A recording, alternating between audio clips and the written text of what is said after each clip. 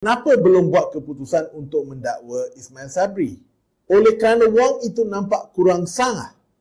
Oleh kerana wang itu nampak kurang sah yang kerajaan membuat keputusan untuk melucutkan wang tersebut. Kita semua ada wang di rumah, tetapi kerajaan tidak datang ke rumah kita untuk lucutkan wang kita. Okey. Bukan 169 juta ringgit bersama 7 kilo jongkong emas. Tapi prinsipnya masih sama. Kerajaan merasakan wang itu tidak halal dan dia lucutkan. Gilalah yang kita perlu tanya soalan yang sama berulang kali. Dan kerajaan hanya menyatakan ini bawah budi bicara pejabat peguam negara.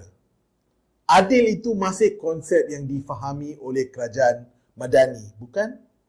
Yang penuh dengan menteri-menteri daripada Parti Keadilan Rakyat. Rakyat tanya, mana keadilan dalam hal ini? Ataupun adakah kerajaan nak suruh kami semua pergi berparti dan jangan tanya banyak soalan? Boleh, tapi tak ada modal nak berparti. Ada jongkong emas?